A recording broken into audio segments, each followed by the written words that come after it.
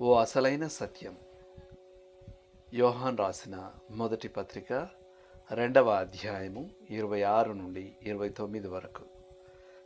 నేటి వాక్యం. కాబట్టి చిన్నపిల్లలారా, ఆయన ప్రత్యక్షమగునప్పుడు ఆయన రాకడయందు మనము ఆయన ఎదుట సిగ్గుపడక ధైర్యము కలిగి ఉండునట్లు మీరాయన యందు నిలిచి ఉండుడి.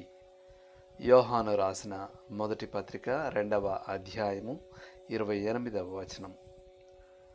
క్రైస్తవుడిగా చెప్పుకుంటూ విధేయత, ప్రేమ, సత్యాలలో జీవించిన వ్యక్తి ఓ మోసపోయినవాడు లేదా ఓ మోసగాడు. ఒక పిల్లవాడు తన భూసమ్మ తండ్రి స్వభావాన్ని కలిగి ఉంటాడు. దేవుని వలన పుట్టిన వ్యక్తి ఆ పరలోక తండ్రి లక్షణాలను బయలుపరుస్తాడు.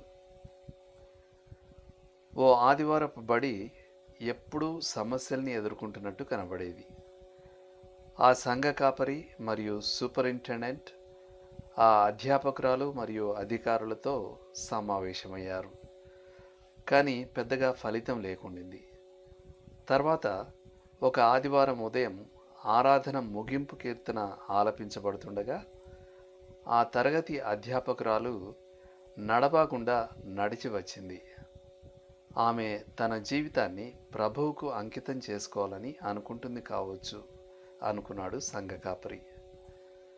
అయ్యగారు, నేను క్రీస్తును నా రక్షకునిగా అంగీకరించాలనుకుంటున్నాను. ఇన్ని సంవత్సరాలు నేను రక్షింపబడ్డానని అనుకున్నాను, కానీ నేను రక్షింపబడలేదు. నా జీవితంలో ఎప్పుడూ ఏదో వెలితి ఉండేది. ఆ తరగతి సమస్యలన్నీ నిజానికి నా సమస్యలు, కానీ ఇప్పుడు అవి పరిష్కారం అయ్యాయి అన్నదామే. మీరు విశ్వాసం గలవారై ఉన్నారో లేదో మిమ్మును మీరే శోధించుకొని చూచుకొనుడి, మిమ్మును మీరే పరీక్షించుకొనుడి. కొరింథీయులకు రాసిన 2వ పత్రిక 13వ అధ్యాయం 5వ వచనం. మన జీవితాల్లో విధేయత, ప్రేమ, సత్యం తాలూకు గుర్తులు కనిపిస్తున్నాయా? మన క్రైస్తవ జీవితాలు నిజమైనవి, యథార్థమైనవి, ప్రామాణికమైనవేనా, లేక అవి నకిలీవా? మీరు లోతుగా ఆలోచించాల్సిన విషయం. ఏది మీ క్రైస్తవ జీవితాన్ని మరింత యథార్థమైనదిగా మార్చగలదు?